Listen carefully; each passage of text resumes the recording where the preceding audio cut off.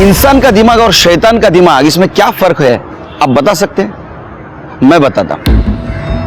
इंसान का दिमाग कंट्रोल में रहता है और शैतान का दिमाग आउट ऑफ कंट्रोल। जब शैतान का छोटा दिमाग घिनौनी बातें सोचता है तो आने वाले गुनाह की दस्तक होती, और जब इंसान का दिमाग सोचना बंद करता है तो आने वाली गुनाह की दस्तक को नजरअंदाज करता है। नमस्कार, मैं सीनियर इंस्पेक्टर सुनील केलकर आप सबका स्वागत करता हूं क्राइम पेट्रोल दस्तक के इस भाग में। थाना जिला में काशीमेरा पुलिस स्टेशन में मेरी पोस्टिंग थी और उस वक्त एक अजीबोगरीब केस हमारे सामने आया और इस केस में 2 स्टेट की पुलिस इन्वॉल्व थी। ऐसा केस आज तक हमारे पुलिस डिपार्टमेंट के सामने कभी नहीं आया था।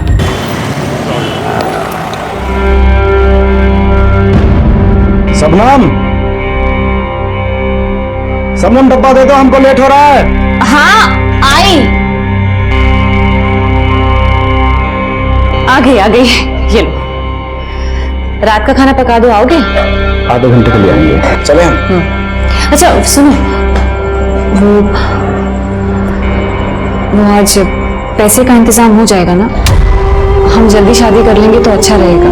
पगली, पैसा का इंतजाम भी हो जाएगा और शादी का भी। अब जाए हम? ठीक है, ध्यान रखना अपना। सुनो, 1 मिनट।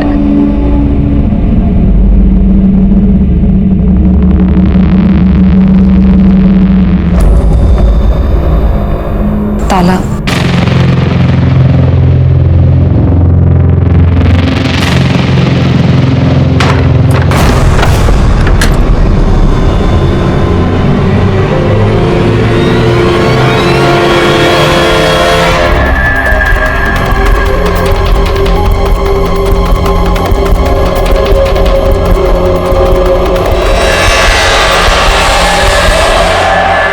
हाँ ठीक है, मैं फोन करता हूँ। सॉरी पाटे साहब, मैं लेट हो गया, सॉरी। अरे क्या विनोद, एक तो फोन नहीं रखते हो, ऊपर से कितनी देर करते हो। ठीक है, अब आया है ना तो एक काम कर, छत पर जाकर पानी बंद कर, नहीं तो सेक्रेटरी साहब चिल्लाएंगे।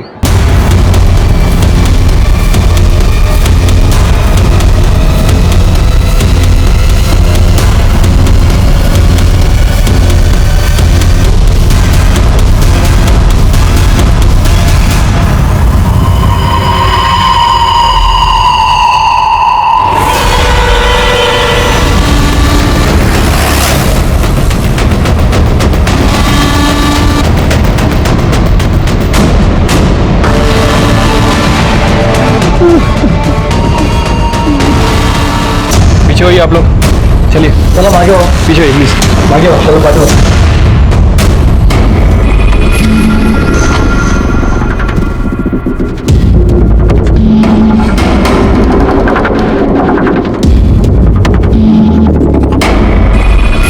शिरके, शायद ये ऊपर से नीचे आ रहा था तब किसी ने इसके पैर खींचे, इसलिए चप्पल यहां गिरी है। बाद में इसको यहां लाया तो इसका यहां सर पटका, इसलिए यहां खून दिख रहा है। कर दे बॉडी और बगा क्या आएगा। हो सर। ये कौन है? सर इसका होने वाला ससुर है, इसकी शादी होने वाली थी इनकी बेटी से। अच्छा, विक्टिम के बारे में सोसाइटी में पूछताछ की? हाँ सर, मैंने दूसरे गार्ड्स, सुपरवाइजर और यहाँ रहने वाले काफी लोगों से पूछताछ की। सर सभी का यही कहना है कि ये काफी अच्छा लड़का था, मतलब कभी किसी का लफड़ा नहीं हुआ इसके साथ। मतलब विक्टिम बाहर के सोसाइटी का है। सीसीटीवी कैमरा है क्या? नहीं सर, टेरिस पे तो नहीं है। इंटरेस्ट पे रहेगा ना साहब, सीसीटीवी 1 महीने से खराब है। सुपरवाइजर, नमस्कार सर। सिक्युरिटी सुपरवायझर आहे ना तुम्ही? सीसीटीव्ही बंद कसा ठेवता? हा शिर्के, ये विनोद कुमार कहाँ रहता था? सर ये आधार कार्ड मिला है, Vinod S Kumar, Bhagat Singh colony, Naigaon east. साहब ये नायगांव में रहता था और अभी कुछ दिनों से यहाँ मेरी बेटी के साथ भयंकर में रहता। आपको क्या लगता है किसने मारा होगा इसे? साहब मैं कैसे बोल सकता हूँ, मुझे नहीं पता साहब, बहुत अच्छा लड़का था सही। शिर्के, बॉडी को पोस्टमार्टम के लिए भेज दो। पंचनामा हो जाने के बाद आप और आपकी बेटी आके बॉडी ले जाना। इनकी बेटी को इन्फॉर्म कर दो। ठीक है। लेकिन साहब उसको कैसे कवर कर सकते? क्यों? वो तो साहब विनोद रोज उसको ताला मार के जाता था।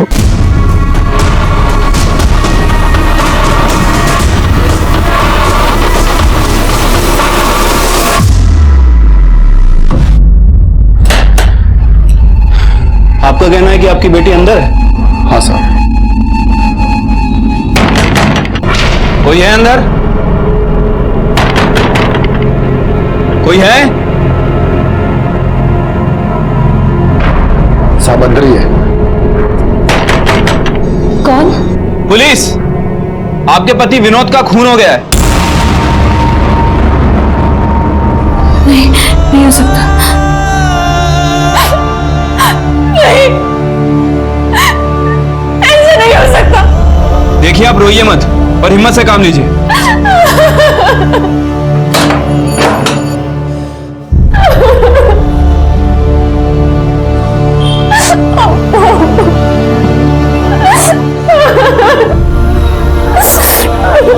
आप दोनों के अलावा विनोद का और भी कोई रिश्तेदार है?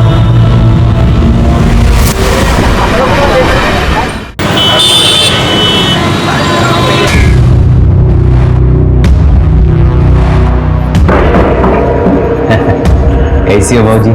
सब ठीक है ना?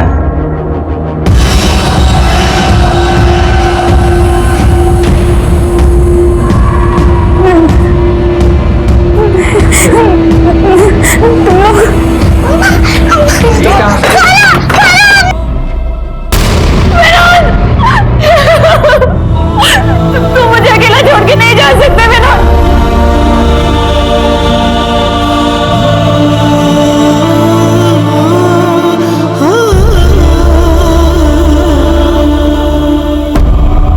आपको क्या लगता है विनोद को किसने मारा होगा? क्या उसकी किसी के साथ दुश्मनी, झगड़ा? साहब, फरिश्ता आदमी था विनोद, उसकी किसी से दुश्मनी नहीं थी। अगर वो इतना अच्छा आदमी था तो दरवाजे को ताला मार के क्यों जाता था? मेरी मर्जी से जाता था साहब। क्यों? साहब, वो मैं पहले बार डांसर थी, तो कोई भी मंचला मेरे दरवाजे पे आ जाता था, जबरदस्ती अंदर घुस आता था, हंगामा करता था साहब। मैंने विनोद से कहा था कि बाहर से ताला लगा के जाया करे ताकि सबको लगे कि मैं अंदर नहीं हूं। अब बार डांसर थी, लेकिन लेडीज बार तो बंद हो चुके। हाँ, खैर, तो अभी आप बार डांसर का काम नहीं करती? नहीं साहब, 1 महीना हो गया। विनोद की कसम खाई थी कि बार की शक्ल तक नहीं देखूंगी। हम शादी करके एक साथ रहना चाहते थे, शांति से। शायद हमारी खुशी किसी से नहीं देखी गई।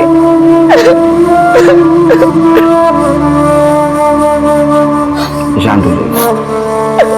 देखिए कैसा है, आप बार डांसर थी, शायद ऐसा हो सकता है कि कोई आपको पसंद करने वाला और विनोद को नापसंद करने वाला हो सकता है, और उसने उसे शायद मार दिया होगा। किसी ऐसे इंसान को जानती हैं? हाँ, इकबाल। कौन है ये? वो इसका काम देखता था, कौन से बार में कब भेजना है, किस टाइम भेजना है, ये सब। ठीक है, आप जाइए, कुछ होगा तो बताऊंगा मैं आपको। ठीक है सर।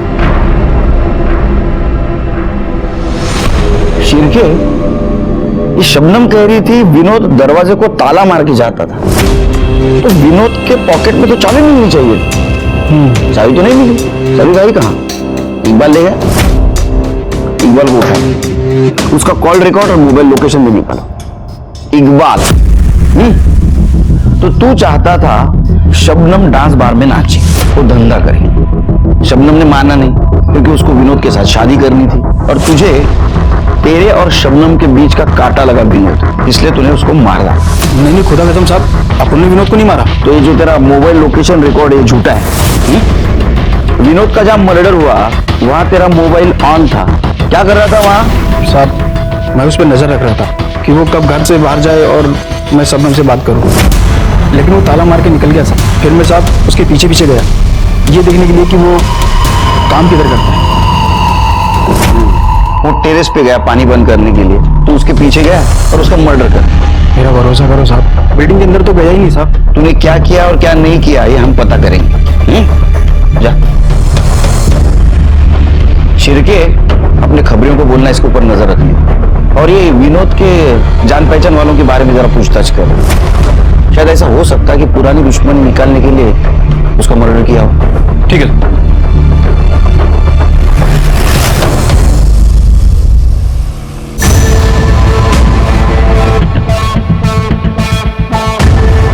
शंकर मांझी,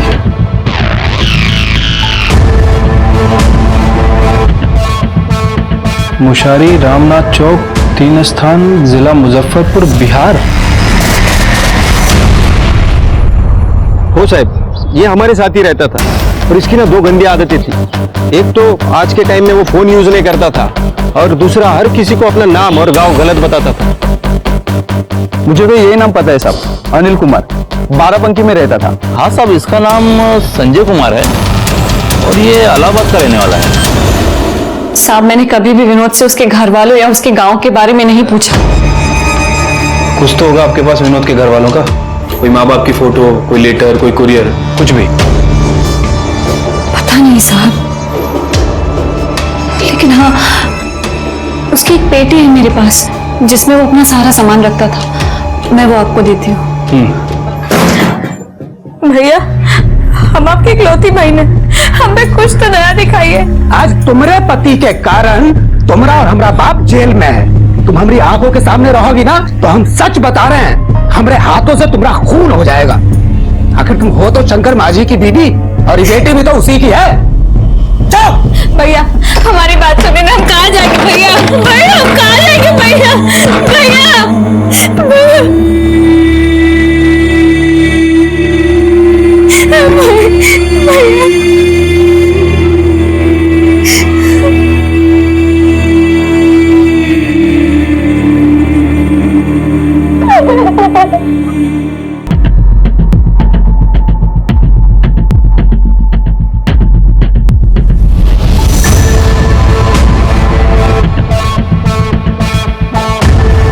शंकर मांझी,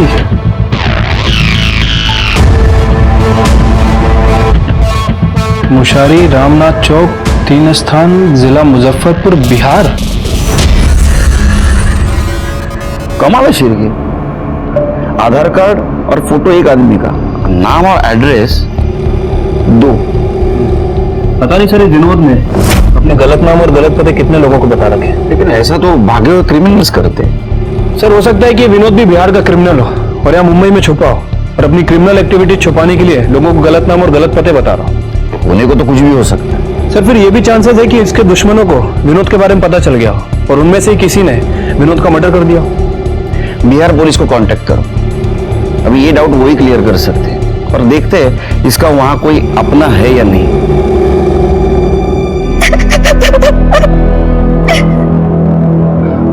मत रो बेटा, मत रो।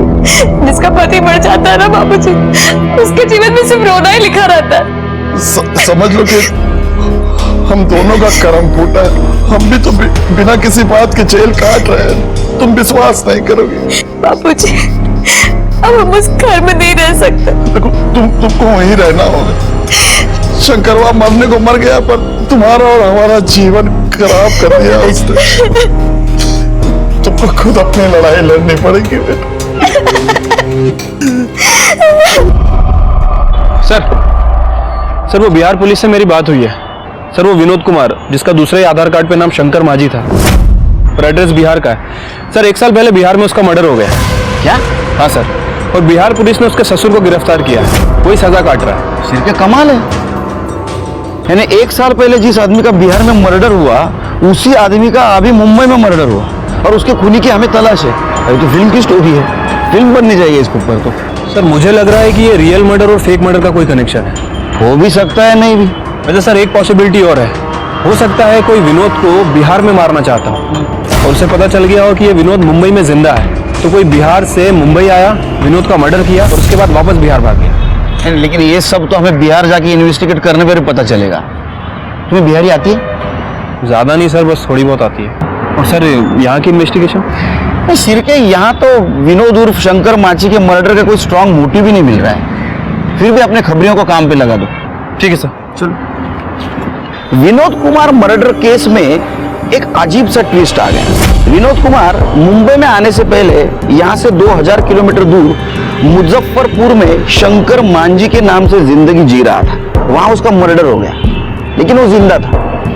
किसी ने उसके मरने की साजिश की थी, लेकिन ये बात शंकर मांझी ने छिपाई कि वो जिंदा है और वो मुंबई में है। लेकिन किस्मत देखिए, यहां मुंबई में शंकर मांझी का असल में मर्डर हो गया।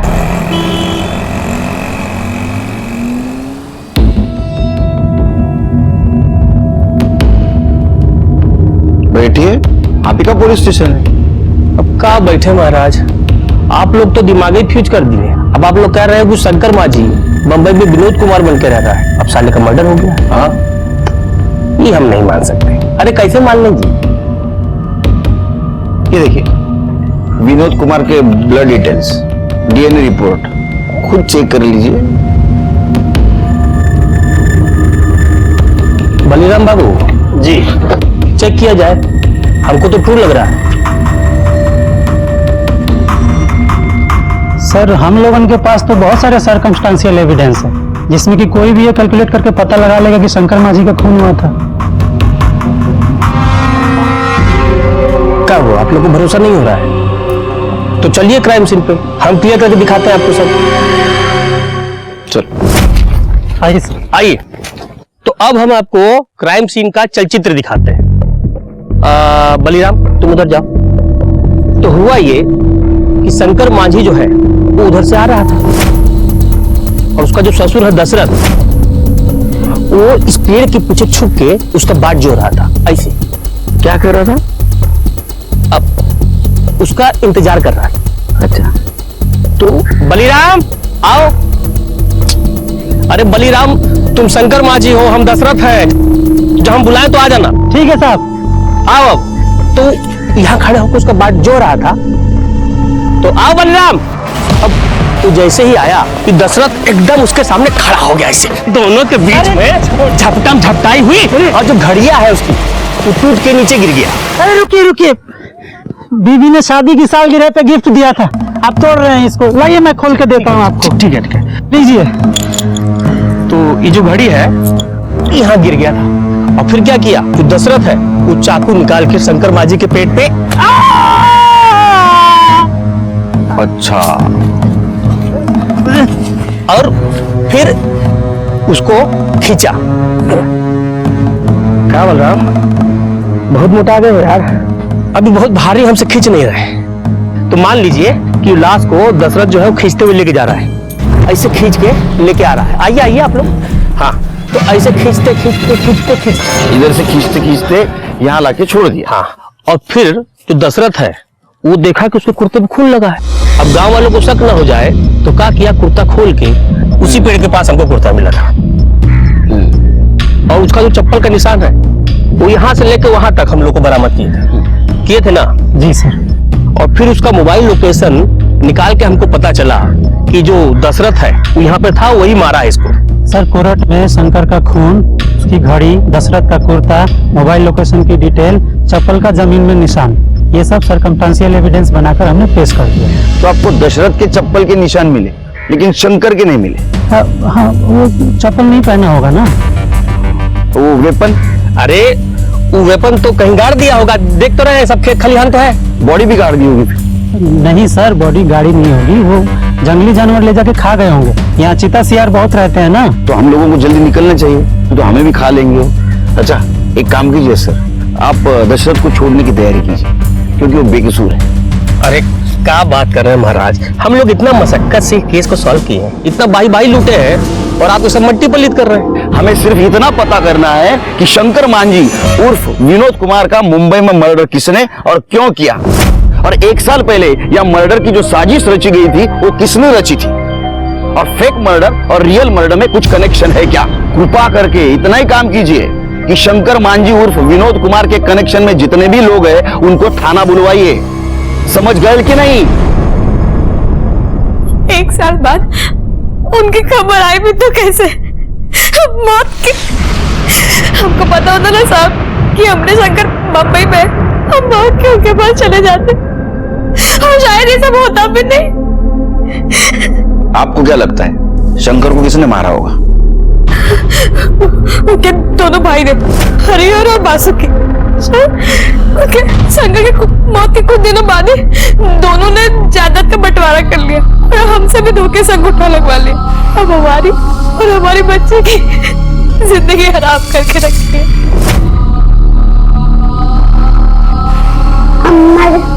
बापूजी कब आएंगे? चलो निकलो, तेरा आदमी मर गया है। ये घर से निकलो और अपना बाप भाई का घर पे रहो। चलो। एक खूनी की बेटी को नहीं यहाँ रख नहीं सकते हम। चलो निकलो यहाँ से। नहीं नहीं, हम कहीं नहीं जाएंगे। ये घर हमारा है और ये घर की औलाद है, हम कहीं नहीं जाएंगे। देख रहे भैया, तनिको इसको मुंह पे शर्म है। तनिको ये जान रही है कि हमारा मर्द तो मर गया है, तो अपना जवानी का मजाक तो हम ही दोनों सुने लेगी, इसीलिए नहीं जा रही भैया। और कोई बात नहीं है। धंधे वाली बना दिया हमें। जब उनका मन आता तब हमारे साथ जबरदस्ती करते। आपने बताया नहीं किसी को ये? बाप भाई के पास गए थे, कुछ नहीं हुआ। अब हम उस घर में नहीं रह सकते। तुमको वहीं रहना होगा। हम उनके पास नहीं रह सकते भैया। अरे तो हम क्या करें? हाँ, हम कोई आश्रम खोल के बैठे हैं यहाँ पर। पुलिस? हम थाने भी आए थे। ए भौजी,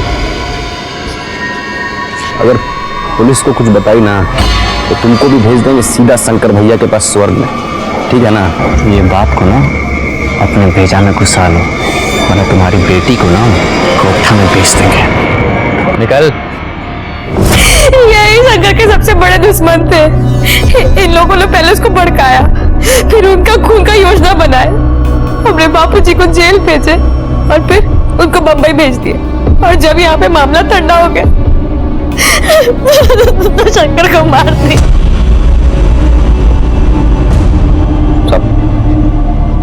चंपा के बाप दशरथ ने अपने बेटे पप्पू के साथ मिलकर शंकर को मार दिया साहब।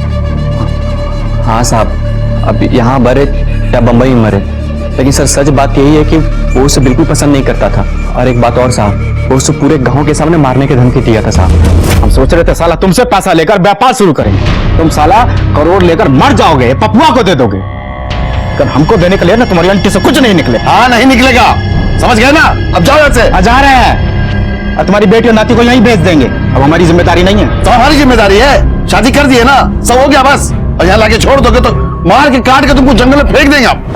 साहब, अब आप कह रहे हैं कि शंकर बंबई विनोद बनकर आया, तो अब हमको भी सही लग रहा है साहब। उसका बाप तो बड़ा चतुराई से जेल चला गया और उसका बेटा पप्पू बंबई आकर हमारे शंकर को मार दिया साहब। तुम दोनों मुंबई क्यों नहीं आते? हाँ, फिल्म राइटर बनने के लिए? अगर दशरथ और उसका बेटा पप्पू उसने तुम्हारे भाई को मारा है तो ये क्या है? देखो, भाई के मरते ही तुमने जमीन का बंटवारा क्यों किया? क्योंकि साहब पप्पू की नजर शंकर के हिस्से की जमीन पे थी।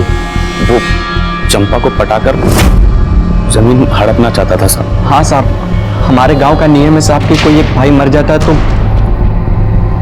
जमीन जायदाद बाकी के भाइयों में बांट दिया जाता है साहब। अच्छा, तो भाई के मरने के बाद उसके बीवी पे रेप करने का भी नियम है क्या तुम्हारे गांव का? हाँ? ये सब झूठ है साहब, ये सब झूठ है। हाँ साहब, अब चंपा के पास तो कुछ बचा नहीं है ना साहब, तो हम दोनों को फंसाने के लिए ना तिरिया चरित्र दिखा रही है साहब। क्या तिरिया? तिरिया क्या? तेरा चरित्र मतलब चरित्र ही। हाँ साहब। अरे आपको आपके चरण छूने दीजिए सर। आप लोग देवता बन के आए हो हमारे लिए। हम बहुत बोले सबको साहब कि हम शंकरवा को नहीं मारे, कोई हमारी बात पे विश्वास ही नहीं कर रहा था सर। लेकिन तुम्हारी चप्पल, कुर्ता और मोबाइल एविडेंस के तौर पे कैसे मिले? हमको नहीं पता साहब क्यों वो सब वहां कैसे पहुंचे।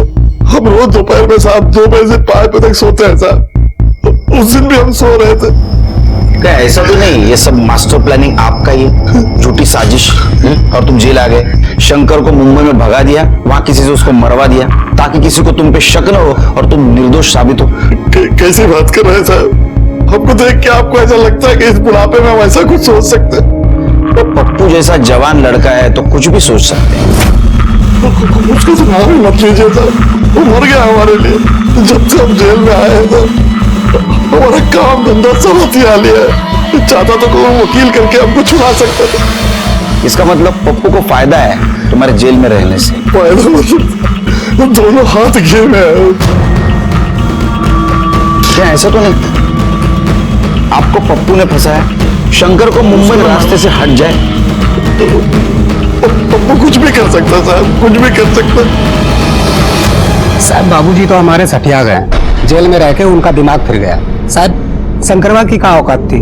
अरे कुत्ता था हमारा, और कुत्ते को पाल कर रखते हैं साहब, मारते थोड़ी ना है। साहब एक बात तो क्लियर हो गई है, शंकरवा को हमारे बाबूजी ने नहीं मारा है। अब हम बताते हैं कि शंकरवा को किसने मारा है। शंकरवा को मारा है उसके दोस्त शिवू ने। शिवू ने उसको ताड़ी पिला पिलाकर बर्बाद किया है। पप्पू भाई शुरू करो। अरे ये सब हम नहीं पीते हैं। जखना तो खा सकते हो। ये समझो हम काहे बुलाए हैं। शंकर के दहेज का जितना पैसा है सब हमको दीजिएगा। काहे? अरे एक नई कंपनी में बढ़िया स्कीम आया है, 2 साल में पैसा 2 गुना। नहीं नहीं, शंकरवा जब तक हमको नहीं बोलेगा हम कोनो पैसा नहीं देना। शिवू भाई से बढ़कर कुछ नहीं है। दे दो ये बात, दे दो। अरे दे दो, दे दे। हाँ दे दो। That's it. ये बात हुई ना, देखना बाप। और साहब उसके बाद वो कंपनी बंद हो गई और शंकरवा का सारा पैसा डूब गया। अरे 5 लाख कहाँ से चुकता करेगा साहब? पहले उसने यहाँ पर नाटक किया, फिर हमारे बाबूजी को फंसाया। हम तो कहते हैं साहब उस शिवू कंपाउंडर ने ही जो है शंकरवा को बंबई में मारा होगा। साहब हमने शंकर को नहीं मारा, जिगरी दोस्त था हमारा वो। और साहब हम पैसा उसका हम आज नहीं तो कल लौटा ही देते। और साहब काहे मारेंगे हम शंकर को? वो तो पैसे के लिए हमसे कभी तगादा भी नहीं किया, उसने पैसे हमसे कभी मांगा भी नहीं साहब। तुम कंपाउंडर हो ना, तुम्हें खून निकालना तो आता होगा। बिल्कुल आता है साहब। हाँ, तो ये शंकर का मर्डर का जो नाटक है ये तुम ही नहीं किया, बराबर है ना? नहीं साहब, तो क्या कह रहे हैं आप? झूठ मत बोलो। शंकर को तुम नहीं मारा, तुमने शंकर का खून निकाला। तुम्हें पता था दशरथ ने शंकर को मारने की धमकी दी है, मार के काट के तुमको जंगल में फेंक देंगे आप। और तुम दशरथ को फंसाना चाहते थे, बराबर? बिल्कुल नहीं साहब, बिल्कुल गलत है। झूठ बोल रहे हो तुम। तुम्हें पता था दशरथ दोपहर में सोता है, तुम दोपहर में दशरथ के घर पे गए, उसकी चप्पल, कुर्ता और मोबाइल चुराया। तुमने पहले से ही शंकर की घड़ी चुराई थी और उस घड़ी के ऊपर और दशरथ के कुर्ते के ऊपर शंकर का खून लगाया। दशरथ के घर वापस गए और उसकी चप्पल और उसका मोबाइल वहां रख के आ गए। साहब इतना दिमाग होता तो मिस एरिया के एमएलए होते। झूठ बोल रहे हो तुम फिर से। तुमने शंकर को मुंबई भेजा, शंकर को मारा, फिर से तुम गांव गए ताकि तुम्हारे ऊपर किसी का शक न हो। हम आज तक पटना नहीं गए साहब, बंबई कहाँ जाएंगे साहब? यकीन कीजिए हमारा, हम शंकर का खून काहे करेंगे? भगवान कसम कह रहे हैं साहब, हमने शंकर को नहीं मारा है, विश्वास कीजिए। शिरके, हाँ सर। यहाँ के शक्कर में बहुत मिठास है। 3 चम्मच में चाय एकदम मीठी हो जाती है, चौथे की जरूरत ही नहीं। वाह, फर्स्ट क्लास। अच्छा, विनोद कुमार मर्डर केस में अपने खबरियों से कुछ खबर? कुछ नहीं सर, ये विनोद के केस में कुछ हाथ ही नहीं लग रहा। वैसे जिस सोसाइटी में उसका मर्डर हुआ था, मैंने वहां के सुपरवाइजर, सिक्योरिटी गार्ड और बाकी के लोगों से भी पूछताछ की है सर। उनकी बातें सुनकर सब क्लियर ही लग रहा है।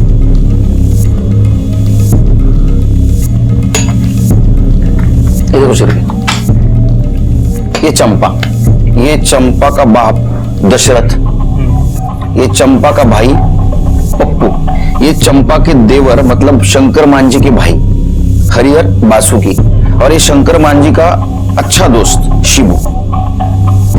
सर अगर चंपा को छोड़ दें तो मोटिव इन सबके पास लगता है। हो सकता है इनमें से किसी एक ने विनोद को मारा हो या फिर किसी के थ्रू मरवाया हो।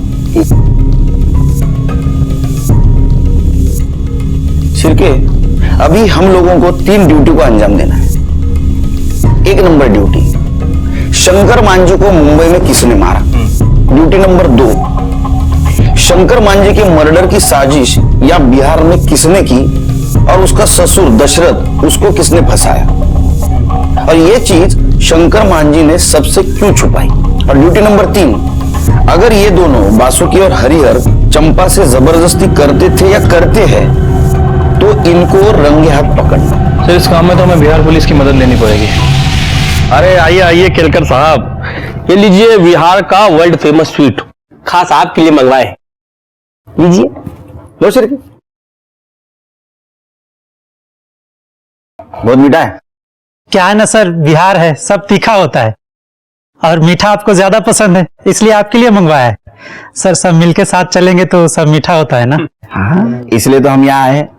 हमें वो हरिहर और बासुकी को अरेस्ट करना है। काहे? अरे आपके सामने तो चंपा ने कहा। जब उनका मना तब हमारे साथ जबरदस्ती करते। अरे क्या सर, एक औरत ने आपके सामने 2 टेसू क्या बढ़ा दिए, आपने विश्वास कर लिया। और आप लोग तो खुद ही बहुत समझदार है। आपको बिहार पुलिस से क्या जरूरत है? प्रूफ के साथ जाइए और पकड़ लीजिए, हमारा फुल सपोर्ट रहेगा आपको। आपसे यही उम्मीद थी। सर काम हो गया है, एक लड़के को खबरी की ट्रेनिंग दे दी है, वो हरिहर और बासुकी इन दोनों के ऊपर नजर रखे हुए हैं। अगर ये दोनों चंपा के घर में कोई गड़बड़ करते हैं तो हमें तुरंत इन्फॉर्म करेगा। गुड। मेरे दिमाग में एक आइडिया है शिरके। अपने पास जितने भी सस्पेक्ट्स है उनमें से कोई ना कोई तो मुंबई गया होगा शंकर मांझी उर्फ विनोद कुमार का मर्डर करने के लिए। मुजफ्फरपुर से मुंबई जाने वाली जितने भी ट्रेनें हैं उसके टिकट रिकॉर्ड निकालो और सीसीटीवी फुटेज भी देखो स्टेशन का। और एक काम करो, जितने भी सस्पेक्ट्स है ना उनके कॉल रिकॉर्ड और लोकेशन निकालो। किसी ने तो यहां से कॉल करके वहां मुंबई में किलर को सुपारी दी होगी विनोद कुमार का मर्डर करने।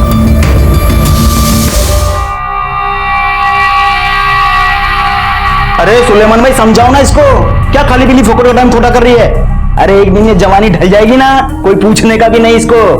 बहुत हो गया, एक बार निकल जाओ यहाँ से और दोबारा यहाँ आए ना तो पुलिस को कंप्लेंट कर दूंगी। एक मिनट इकबाल,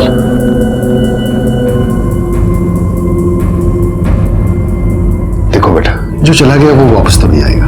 कब तक घर पे बैठी रहोगी और रोती रहोगी?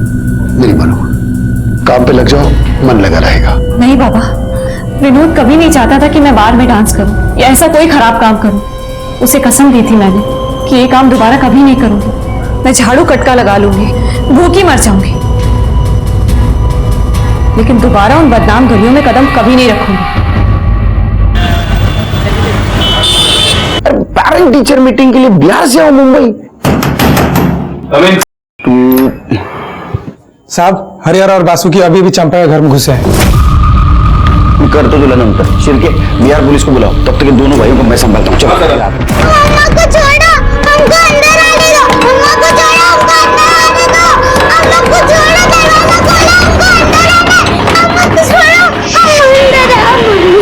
हम सब ठीक कर देंगे। हाँ, तुम्हारे अम्मा को बाहर बुलाइए।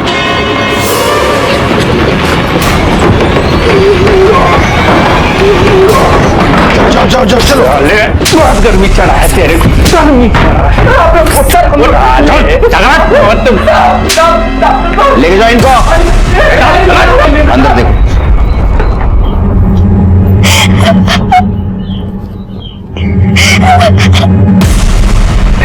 नारी का शोषण करते, नारी का शोषण करते। रामायण नहीं पढ़े हो क्या?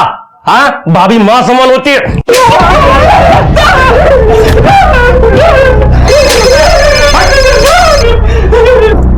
हेलो, हाँ ठीक है, वेरी गुड, ओके सर। इन दोनों के ट्रेन टिकट्स और फोन लोकेशन की डिटेल्स आ गई हैं। तो जिस दिन मुंबई में विनोद का मर्डर हुआ उसके 6 दिन पहले ये दोनों मुंबई में थे और इनके फोन की लोकेशन से प्रूफ होता है। तुम दोनों झूठ बोल रहे थे। अब बताओ, शंकर मांझी उर्फ विनोद कुमार को मुंबई में कैसे मारा? अम्मा कसम साहब, हमने नहीं मारा साहब। तो मुंबई किस लिए गए थे? रानी की बाग देखने? सच बताओ।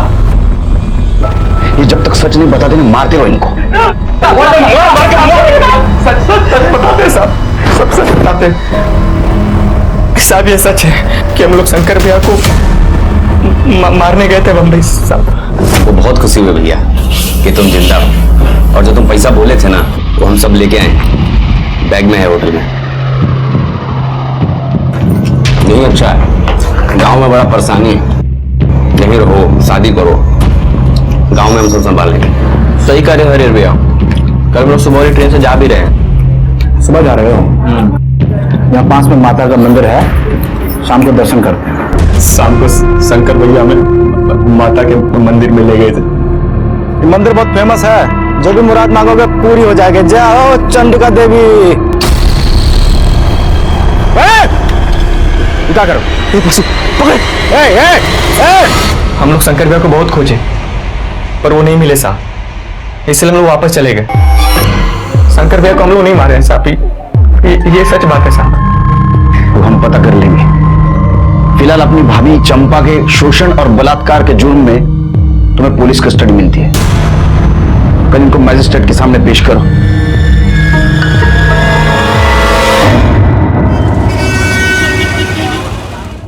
ये भागलपुर रेलवे स्टेशन का सीसीटीवी फुटेज है। वो दोनों भाई सच कह रहे थे सर। जिस दिन विनोद का मर्डर हुआ मुंबई में, वो एक दिन पहले ही वापस आ गए थे। मतलब शंकर मांझी उर्फ विनोद कुमार का मर्डर इन दोनों ने नहीं किया। शंकर मांझी ने खुद का मर्डर कैसा प्लान किया, ये हमारे सामने एक पहेली थी और उसे हमें सॉल्व करना था। हमारे प्रॉब्लम बढ़े जा रहे थे। मुंबई हेडक्वार्टर से हमें फोन आ रहा था वापस आ जाओ, और ऐसे में और एक प्रॉब्लम आया। मेरा पीएसआई शिर्के, इसको बाहर का खाना खाने की वजह से बदहजमी हो गई। आप लोग मुंबई पुलिस से है ना? शंकर मांझी ने हमारे यहाँ 2-3 दिन काम किया था,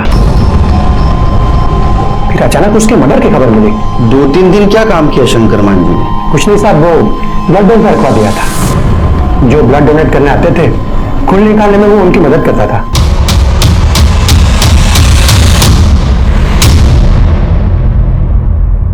वो अपना सारा सामान इसी में रखा करते थे।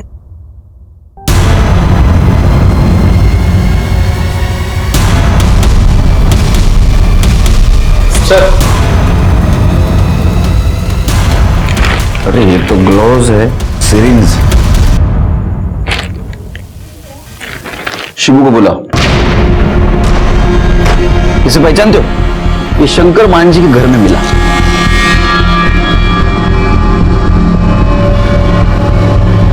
हाँ साहब, ये हमारे क्लिनिक का है।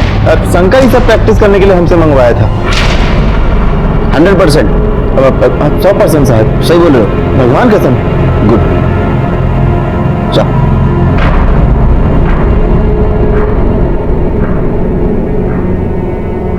इन चीजों को शंकर ने अपना खुद का मर्डर प्लान करने के लिए यूज किया, अपने ससुर से बदला लेने के लिए और उनको फंसाने के लिए, क्योंकि ससुर ने उसको बिजनेस के लिए पैसे नहीं दिए थे। ये आप इतने कॉन्फिडेंस के साथ कैसे कह सकते हैं? शंकर ने एक क्लिनिक में 2-3 दिन काम किया था। वहां के डॉक्टर ने बताया वो वहां खून निकालना सीख गया था। उसने ये सारी चीजें शिबू से मंगवाई और सबसे पहले खुद का खून निकाला।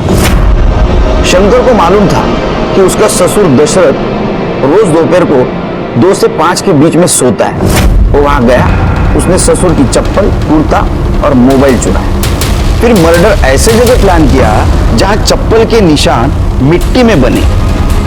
फिर उसने अपनी खुद की घड़ी तोड़ी, घड़ी पर और ससुर के कुर्ते पर खुद का खून डाला और वो दोनों चीजें वहीं छोड़ के भाग गए। सबको ऐसा लगा कि पूरे गांव के सामने दशरथ ने शंकर को मारने की धमकी दी थी। मार के काट के तुमको जंगल में फेंक देंगे आप। तो शायद दशरथ ने शंकर को मारा और उसके बॉडी को जानवर खा गया। केलकर साहब, आपकी थ्योरी में लॉजिक है। ए बलिराम, स्लोक मार। तुमने हमें जो इज्जत दी उसके लिए धन्यवाद। ये केस तुम्हारा सॉल्व हुआ, हमारा नहीं। क्या? ठीक है सर, खबरी का कॉल आया था, बोल रहा था कि शबनम ने फिर से डांस बार ज्वाइन कर लिया है। क्या? और सर वो प्रोस्टिट्यूशन भी करने लगी है।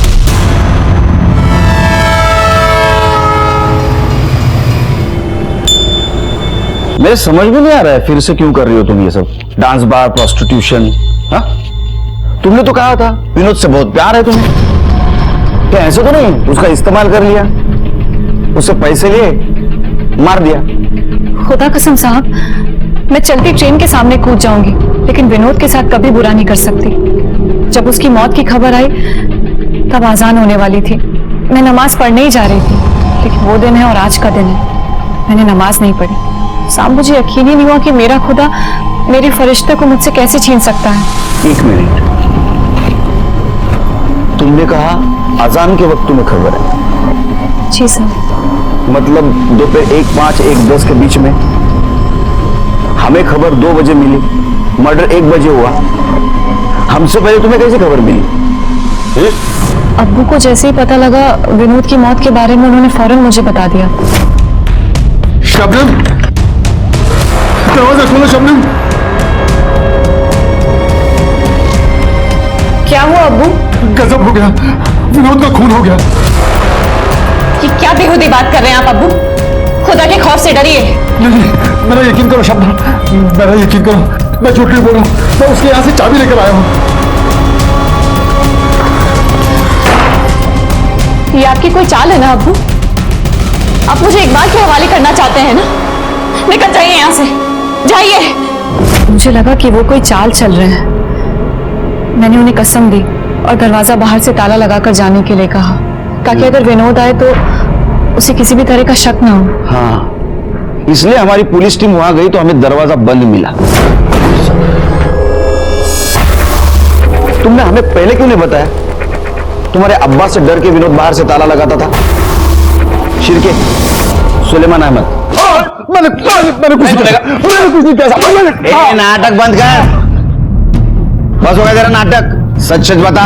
मैंने कुछ नहीं किया साहब। तेरा मोबाइल लोकेशन बोल रहा है तू उस दिन मर्डर के दिन बिल्डिंग में ही था, और शबनम ने बताया है 1:05 तू घर गया था उसको मर्डर की बात बताने। मर्डर तूने किया, घर पे गया, फिर पुलिस आई, तू वापस आया, तू सब नाटक कर रहा था। सच सच बता रहे तो दूंगा एक रख के। बता दो साहब, बता दो साहब। मैं नहीं चाहता था कि उसका निकाह शबनम से हो। इस 2 कौड़ी के सिक्योरिटी गार्ड की क्या औकात है?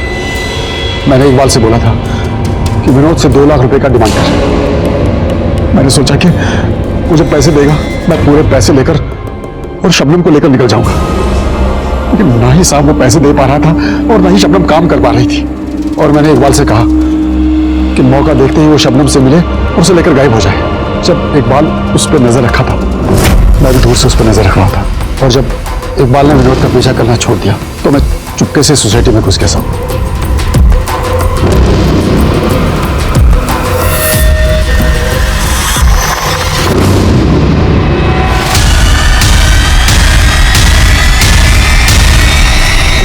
जैसा बुरा बाप तो आज तक नहीं देखा।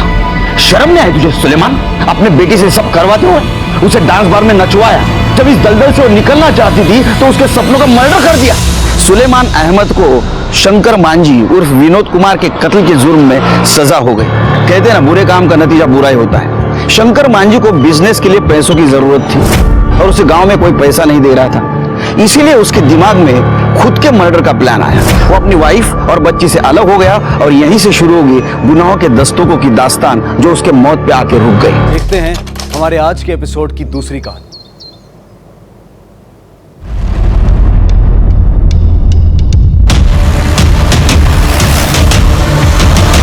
सर मल्टीपल स्टैबिंग का केस है। जिस तरह के कपड़े पहने हैं लगता है कि कोई प्रोस्टिट्यूट है। हो सकता है अपने क्लाइंट के साथ झगड़ा हो गया और क्लाइंट कोई गुंडा मवाली हुआ जिसने उसे स्टैब कर दिया। लेकिन गायकवाड़, अगर ये प्रोस्टिट्यूट है तो दिन दहाड़े इस पब्लिक पार्क में? एक काम करो, पता करो आसपास कि ये इसका रेगुलर स्पॉट है और कोई इसे जानता है क्या, पूछो जरा। सर आप में से फोन किसने किया? सर मैंने किया था। सर बॉडी के पास ये पर्स मिला है, शायद इसी लड़की का है। क्या है पर्स में? सर एक मोबाइल है, कुछ पैसे है और सर मेकअप का सामान है। आई कार्ड है क्या? देखो। नहीं सर, आइडेंटिफिकेशन के लिए कोई आधार कार्ड या पैन कार्ड नहीं है। ठीक है, काम करो, ये मोबाइल किसके नाम पर रजिस्टर्ड है देख लो और उसमें लास्ट कॉल देखो किसका है, उससे पूछताछ करो। सर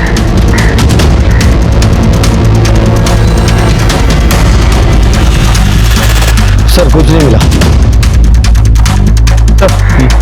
यहाँ तो इसे कोई भी नहीं जानता और आसपास कहीं मर्डर वेपन भी नहीं मिला। ठीक है, पंचनामा करो और बॉडी को पोस्टमार्टम के लिए भेजो। सर मुंबई शहर के एक पब्लिक पार्क में जहां शाम के वक्त बहुत हलचल होती है, एक सजी धजी लड़की की डेड बॉडी मिलना अपने आप में एक दिल दहलाने वाली घटना है। इस घटना से दिमाग में कई सवाल उभरते हैं। कौन थी ये लड़की?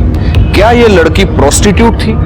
अगर ये प्रोस्टिट्यूट थी तो शाम ढलने से पहले ही ये एक्टिव क्यों थी? और अगर वो प्रोस्टिट्यूट नहीं थी तो इतना सज धज कर एक पब्लिक पार्क में वो किससे मिलने आई थी? इन सारे सवालों से हमारे कान खड़े हो गए थे। तो क्या उस लड़की को इन सवालों की दस्तक नहीं मिली होगी? जरूर मिली होगी, लेकिन उसने सुनकर भी उसे अनसुना कर दिया और उसका नतीजा हुआ एक जुर्म, एक खून। सर पार्क में जो लाश मिली थी उसकी पोस्टमार्टम रिपोर्ट। हाँ हाँ वो ठीक है, लेकिन तुम इतने हड़बड़ाए हुए क्यों हो? लो वड़ा पाव खाओ, लो। सर मुझसे वड़ा पाव नहीं खाया जाएगा। अरे सर आप रिपोर्ट पढ़िए। देखो, भगवान का प्रसाद और मुंबई का वड़ा पाव, उनको ना नहीं बोलते, पहले वड़ा पाव खाओ। सर मैं वो नहीं खा पाऊंगा। सर आप ये पोस्टमार्टम रिपोर्ट पढ़िए पहले। क्या हुआ गड़बड़?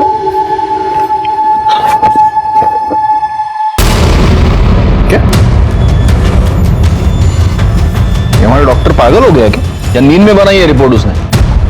सर मैंने डॉक्टर से रिकन्फर्म किया, ये रिपोर्ट सही है। मतलब हमें जिस लड़की की लाश उस पार्क में मिली वो लड़की नहीं, लड़का थी। मतलब लड़का था। जी सर। इसमें किसी होमोसेक्सुअल एक्टिविटी का तो कोई जिक्र नहीं है। तो फिर एक लड़का लड़की की तरह ड्रेसअप होकर सज धज कर पार्क में क्या कर रहा था? आज के जमाने में हम लड़के और लड़कियों को समान मानते हैं।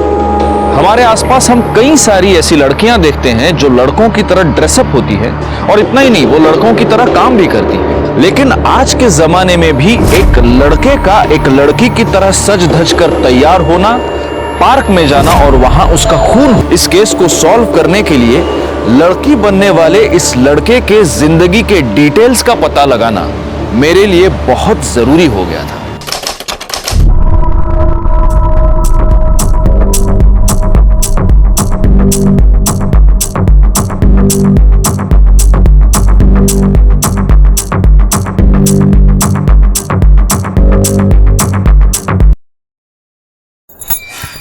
बहुत थक गई आज के लिए, बस हो गया। एक बात बता, तू तो सिर्फ 2-4 तरह के स्टेप्स करती है। ध्रुव, मैं वही डांस करती हूँ जो माधुरी दीदी ने मुझे सिखाया है। तुझे पता है ना, माधुरी दीदी बार में डांस करती है तो कितने पैसे लुटाते हैं उन पर लोग। तुझे पता है ना ध्रुव, गुजरात से मुंबई वही मुझे लेकर आई है और उन्होंने ही मुझे चांस दिया है, चाहे वो लाइफ हो चाहे डांस। मैं वही करूंगी जो माधुरी दीदी मुझे कहेंगी, वही मेरी गुरु है। क्यों एंजल? पर ये स्टेप्स तो बहुत इजी है, ये तो मैं भी कर सकता हूँ। हाँ, बोलना आसान है लेकिन करना बहुत मुश्किल। करो तो जानू। करके दिखाओ। हाँ पक्का? हाँ।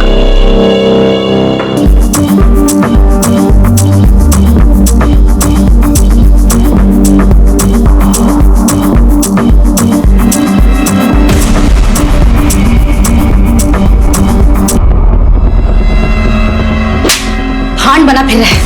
तुझे यहाँ काम करने के लिए रखा गया, गुलछरे उड़ाने के लिए, समझा ना? चल एंजल, आप भी चलो। चल।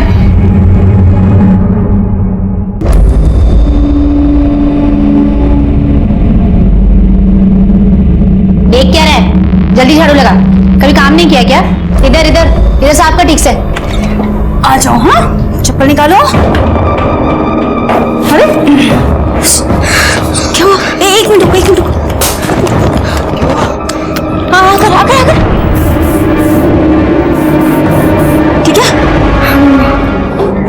मेरा बच्चा, जा जाके कपड़े बदल। क्या कर रहा है तू? ये वो बाई नहीं आई ना, तो इसे नहीं कहा कि मैं काम कर देता हूँ। मैं तेरे को जानती नहीं दीदी, तुझे ना मुफ्त में रोटी तोड़ने की आदत हो गई। कम से कम ये तो सोचा कर कि बच्चा है, एक दिन बाई नहीं आई खुद कर लेगी तो घिस जाएगी क्या? हाँ, अच्छा नहीं, बोझ है। माँ बाप तो मर गए, लेकिन बोझ हमारे ऊपर छोड़। बस कर, तू भी तो बोझ है। तू और तेरा निकम्मा पति करता क्या है? सोच, अगर मैं नहीं होती ना तो क्या होता तुम दोनों का? आई बड़ी बोलने की। हाँ तो कम से कम एंजल का ध्यान तो रखती हूँ ना मैं। हाँ हाँ बिल्कुल रखती है, उसके लिए इतने पैसे भी तो लेती है ना? थोड़ी तो शर्म कर, हमारे सगे भाई का बेटा है, हमारी जिम्मेदारी है। आई बड़ी एंजल का ध्यान रखती हूँ। आगे से सब नहीं करना। कुछ खाया? मैं मंगाती हूँ होटल से कुछ। उसने बोल दिया लगा झाड़ू लगाने।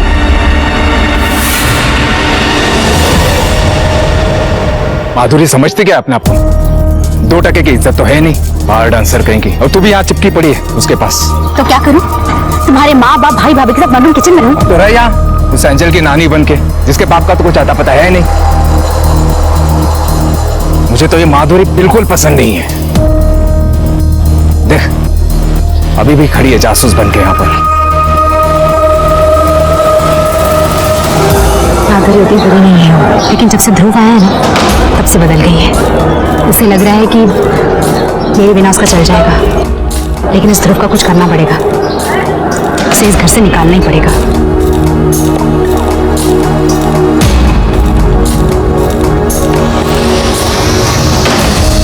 नाम लिया और आ गया, जल्दी मरेगा भी नहीं। अरे तू इस पीड़ा को यहाँ से निकालने के बजाय खुद निकलने का क्यों नहीं सोचती? जल्दी से जल्दी जितने हो सके नोट निकाल तेरी बहन से, अपना खुद का घर ले लेंगे।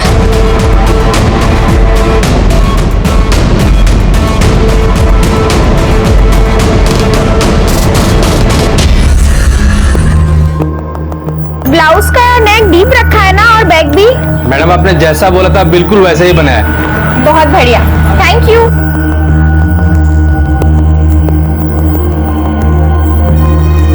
अरे मैडम पीछे कहाँ बैठ रही हैं? आगे बैठिए, एसी की अच्छी हवा आएगी और व्यू भी अच्छा मिलेगा।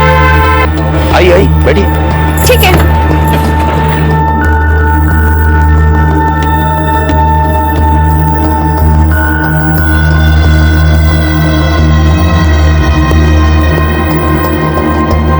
बोले भैया, ये क्या कर रहे हो? क्या कर रहे हैं? मैंने देखा आपने उसको जबरदस्ती टच किया। अरे तुम काहे फड़फड़ा रहे हो? हनी को भी पता है कि हमसे गलती से टच हुआ है, इसलिए वो कुछ नहीं बोली। पैर छू। मेरे नहीं, हनी के। पैर छू और बोल, आगे से ऐसी गलती नहीं होगी बहन। आगे से ऐसी गलती नहीं हुई बहन। अपनी औकात में रहकर समझाना, और अपने ये हाथ है ना जेब में रखने की आदत डाल, वरना इतने टुकड़े करूंगी कि सिग्नल पे भीख मांगने लायक भी नहीं रहेगा। चल चल गाड़ी निकाल।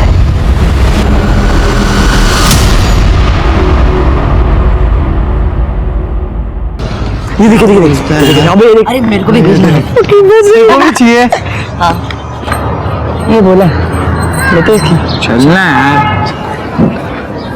अरे बोला भैया, कैसे हो? बढ़िया है। बढ़िया हो ना? कुछ खाए पिए? यार आपके ही मजे, फ्री में आके सीख लेते हो।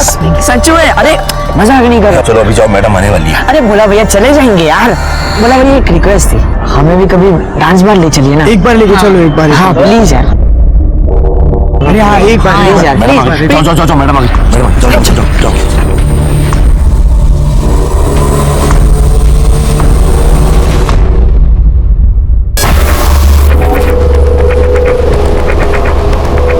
दीदी तू जा एंजल को लेके, ध्रुव है मेरे साथ। बाय बेटा।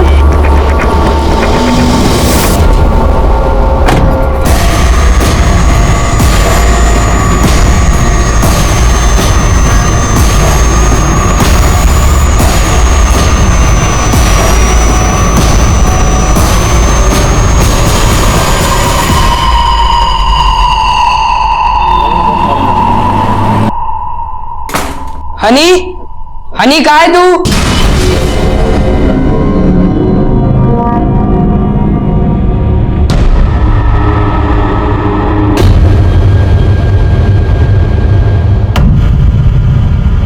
बाप रे क्या लड़की है यार।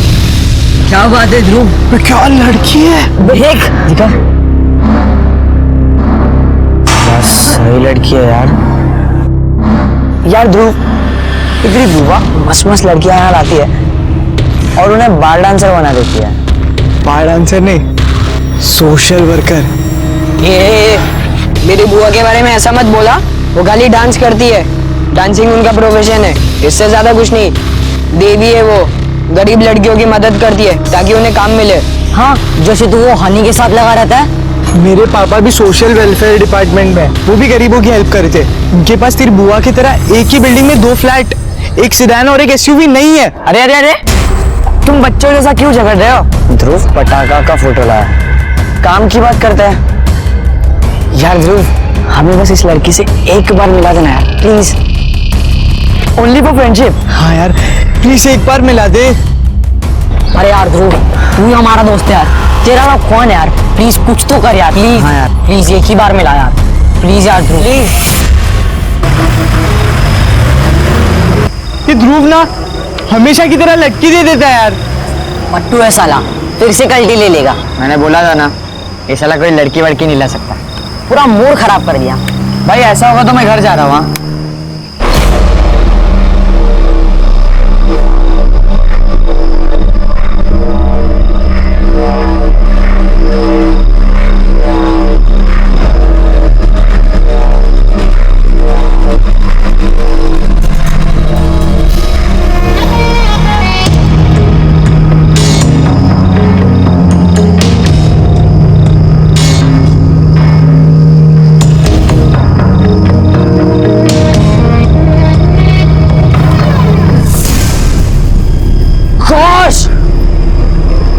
ध्रुव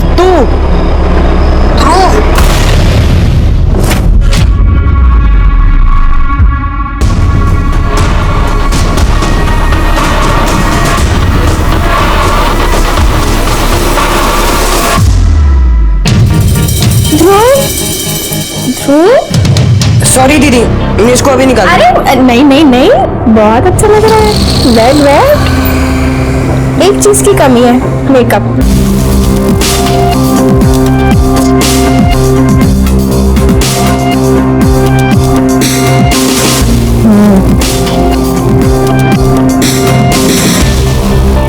अरे वाह वाह वाह, अब लग रहा है ना तू ध्रुव से ध्रुवी। एक नंबर। मैं एक काम करती हूँ, तेरी एक फोटो भी खींच लेती हूँ।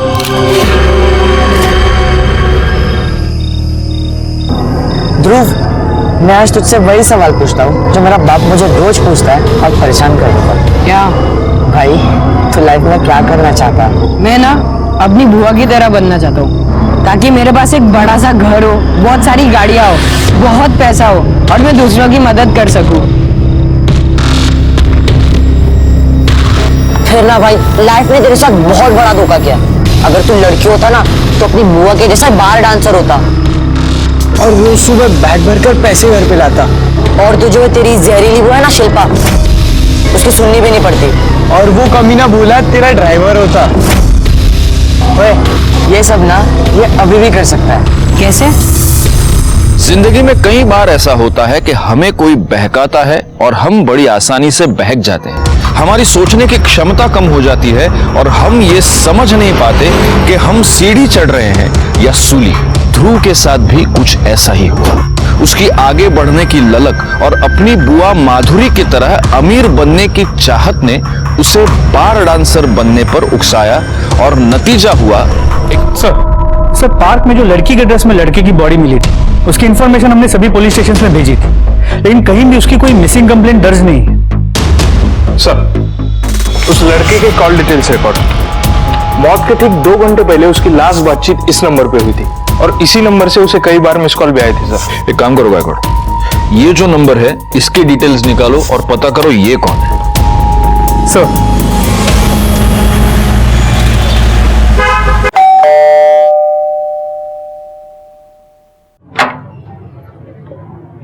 ये हनीशा का घर है। ते मारी छोकरी छे, तमे कौन? हम मुंबई पुलिस से। पुलिस? क्या हुआ मेरी बेटी को? मेरी बेटी ठीक तो है ना सर? एक मिनट, आप घबराइए मत, हनी को कुछ नहीं हुआ है, लेकिन एक केस के सिलसिले में हमें हनी से बात करनी है। आप बुलाएंगे उन्हें? साहब, वो तो मुंबई में रहती है। मुंबई? एक बहुत अच्छी महिला है, माधुरी सेठी, उसके पास मेरी बेटी रहती है। माधुरी सेठी ने हनी को बहन मानकर गोद लिया है साहब। उसने उसको काम भी दिलवाया है और हमेशा अपने साथ रखती है साहब। इस माधुरी सेठी का एड्रेस और फोन नंबर मिलेगा?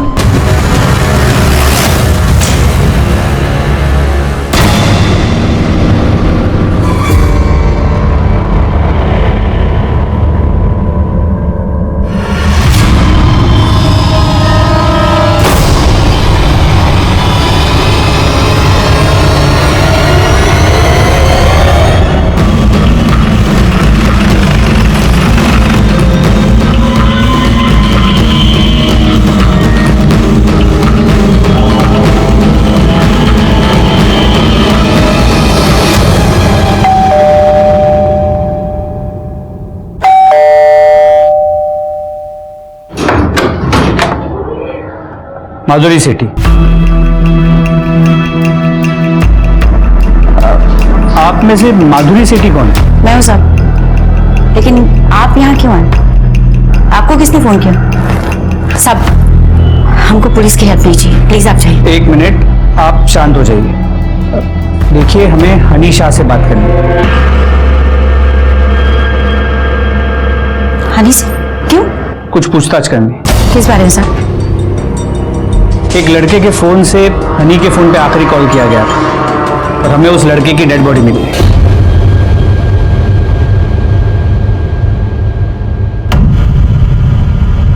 ध्रुव,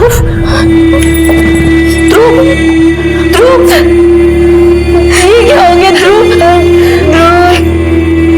मुझे माफ कर दे ध्रुव, मैं तुझे गुनहगार समझ रही थी और तू अपने शर्मा में डाल दी।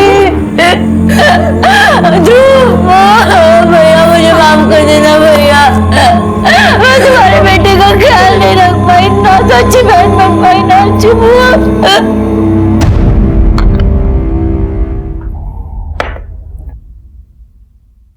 आप जब रो रही थी तो मैंने सुना आप कह रही थी कि हम तुझे गुनहगार समझ रहे थे। किस बात के लिए गुनहगार समझ रही थी आप ध्रुव को?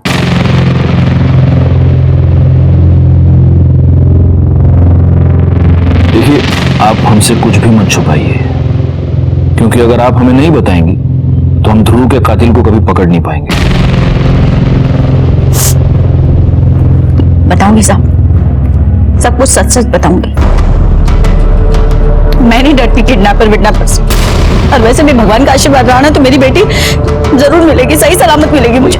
एक मिनट, कौन किडनैपर? अब किस किडनैपिंग की बात कर रही है? किसकी किडनैपिंग हुई है? मेरी बेटी का साहब, एंजल का। पहले हम लोगों को लगता था कि ध्रुव ने किडनैप किया उसे, लेकिन नहीं साहब, अभी उसकी डेड बॉडी देखने के बाद कंफर्म हो गया कि हम सब लोग ऐसे सोच रहे थे। ध्रुव ऐसा कर ही नहीं सकता था, ना तो उसने किया है साहब। आपकी बेटी की किडनैपिंग हुई कब हुई? 2 दिन पहले साहब, ध्रुव के गायब होने के 1-2 घंटे पहले। तो आपने हमें इन्फॉर्म क्यों नहीं किया? मैंने सोचा था साहब कि मैं पुलिस कंप्लेन करूं, लेकिन आपको नहीं मालूम साहब, हमारा ये बार और डांसर लोगों की जो लाइन है ना, बाहर से जितनी ग्लैमरस पैसा सब दिखता है ना साहब, वैसा है नहीं, सारी बहुत गंदी है। हेलो मनसुख सेठ।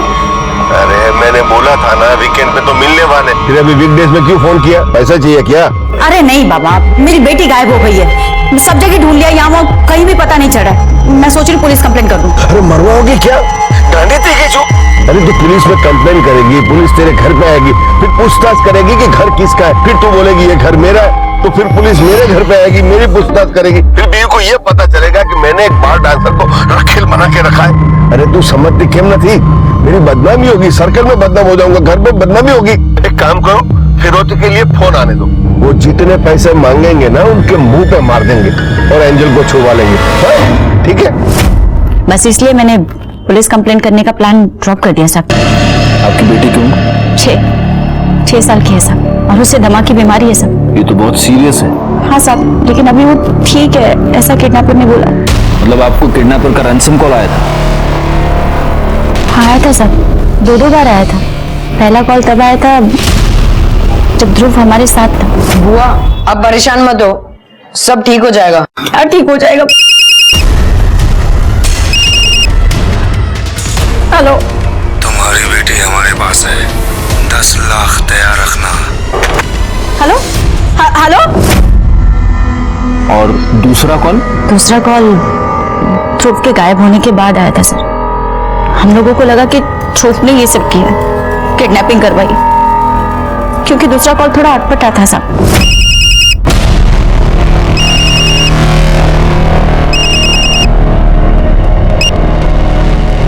हेलो, माधुरी सेठी, अपनी बेबी को लेकर परेशान मत होना, बस हमें ज्यादा नहीं 10 लाख चाहिए। कब तक अरेंज कर सकती हो? तुम कौन बोल रहे हो? इस क्वेश्चन से तुम्हें तुम्हारी बेटी तो नहीं मिलने वाली। नहीं, वो अभी 2 घंटे पहले किसी और का भी फोन आया था दूसरे नंबर से, वो भी 10 लाख की डिमांड कर रहा था, इसलिए। वो फर्जी था, कोई तुम्हें उल्लू बना रहा है। एंजल है ना तुम्हारी बेटी का नाम?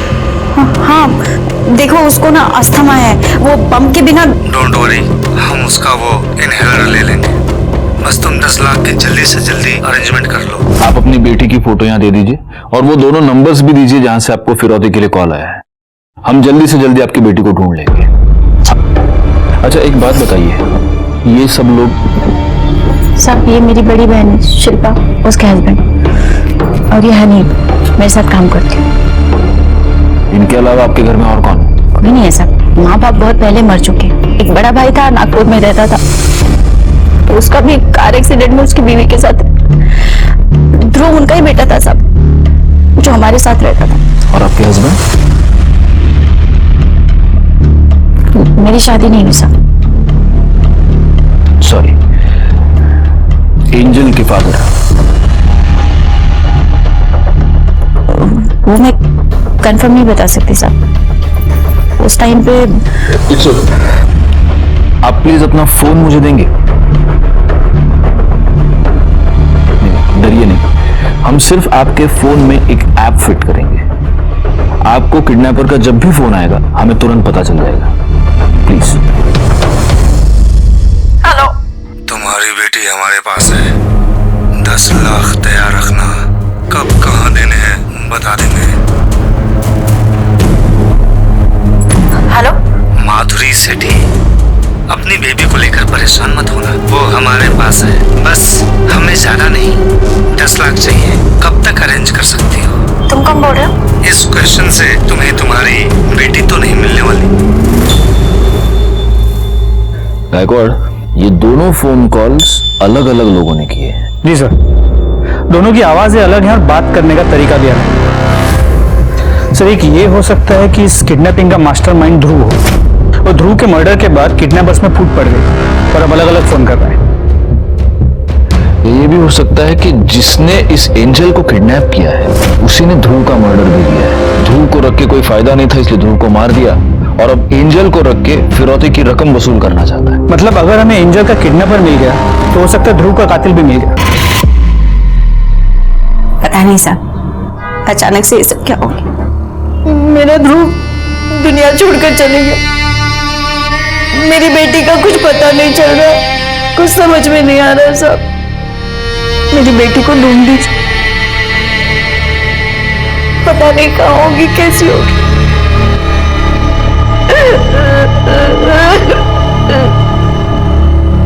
बेटा एक मिनट, तुम तीनों ध्रुव के दोस्त हो? हाँ अंकल। अच्छा, मुझे ध्रुव के बारे में तुमसे कुछ पूछना है। अंकल आप कौन हो? बेटा मैं पुलिस से। अच्छा, ये ध्रुव की किसी के साथ कोई दुश्मनी, उसे कौन मार सकता है, कुछ जानते हो? नहीं अंकल। ध्रुव लड़कियों वाले कपड़े क्यों पहनता था?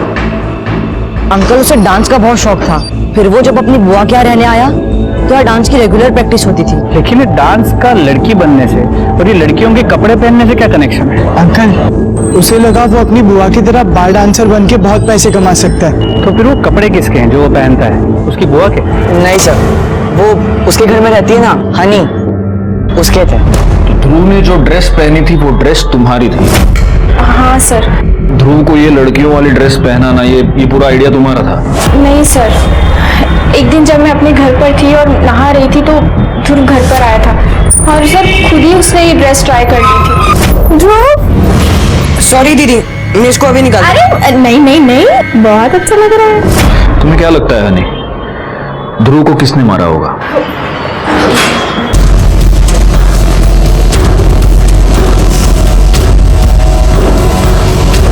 साहब, ध्रुव को जाना था, चले गया। आप प्लीज मेरी बेटी को ढूंढिए ना। देखिए मैडम, ध्रुव के मर्डर में और आपकी बेटी की किडनैपिंग में कोई कनेक्शन है। अगर ध्रुव का मर्डरर पकड़ा जाएगा तो आपकी बेटी भी मिल जाएगी। सर, आप मेरी बात समझ क्यों नहीं रहे? मेरी एंजल के बिना मेरा एक एक दिन कैसे बीता उसे मैं जानती हूँ। आपको मर्डर की पड़ी, किडनैपर को पकड़िए ना सर। लेकिन मुझे पहले अपनी बेटी की आवाज सुननी। मैं कैसे मान लूं कि मेरी बेटी तुम्हारे पास है? तो पैसों का इंतजाम कर। लेकिन वो hello hello hello,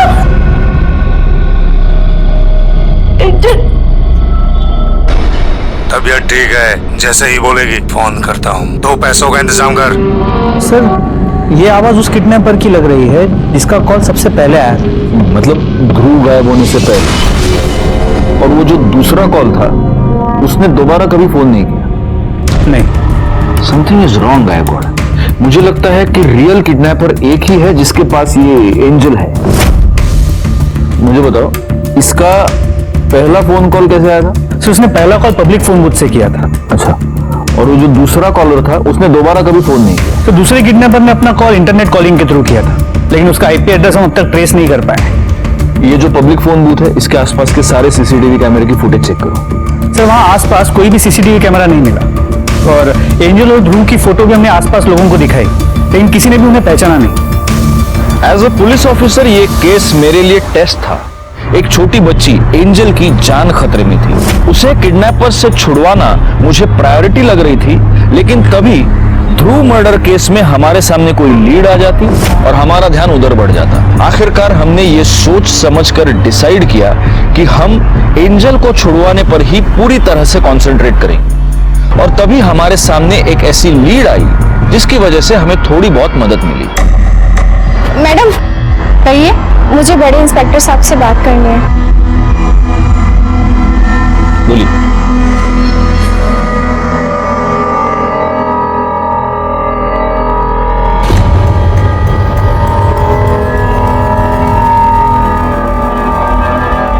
Honey,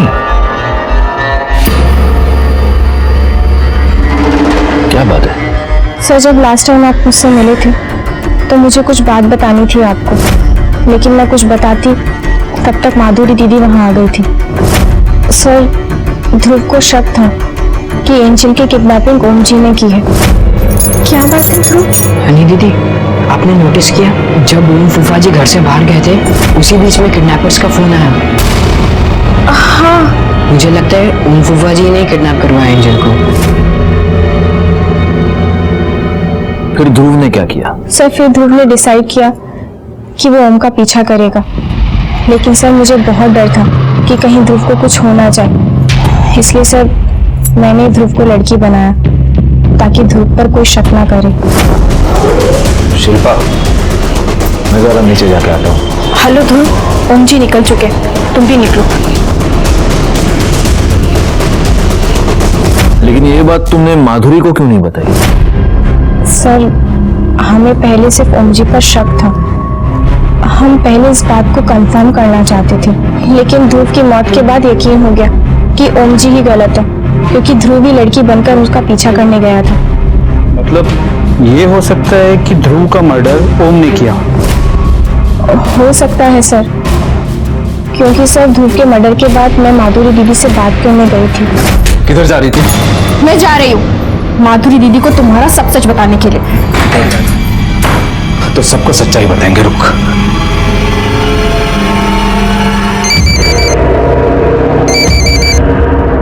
hello. हाँ माता जी, जय श्री कृष्ण। हनी से बात करिए। ले बात कर, बात कर। हेलो। हाँ डिग्री, हाँ तू ठीक तो है ना? हेलो। देख, तेरी माँ ये समझती है कि तू यहाँ पार्ट टाइम नौकरी करके पढ़ाई कर रही है, और अगर तू ये चाहती है कि तेरी माँ इसी झूठ के साथ खुश रहे तो कुछ सच्चाई छुपाना भी सीख ले, नहीं तो तेरी सच्चाई अगर उसके सामने आ गई ना तो सोच ले, बेचारी जीते जी मर जाएगी। सर इसलिए इतने दिन मैं चुप रही, लेकिन सर अब मुझसे बर्दाश्त नहीं हो रहा है। सर उमला उचलायचं का? उचलून फायदा काय गायकवाड? हमारे पास प्रूफ क्या है? हमारे पास क्या प्रूफ है कि ओम ने ध्रुव को मारा है, या ओम ने ही एंजल को किडनैप किया है, या फिरौती की डिमांड की? अगर उठा भी लेंगे तो कोर्ट में मुकर जाएगा, छूट जाएगा।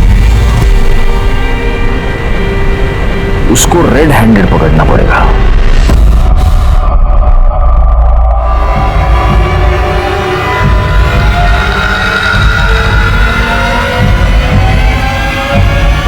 शिल्पा, मैं जरा आता हूँ, थोड़ा काम है।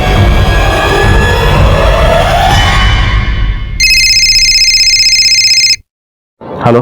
हाँ सर, ओम जी अभी बाहर निकले। Okay, thank you.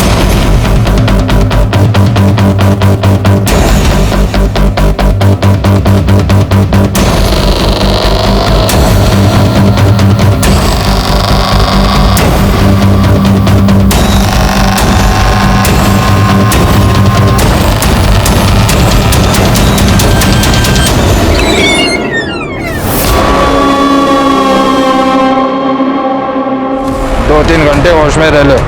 एक बार तेरी माँ तुझे देख ले, मुझे मेरे पैसे। एंजल, एंजल, बैकवर्ड, लड़की क्रिटिकल है, तुरंत लेके जाओ हॉस्पिटल। चलो चल चल चल।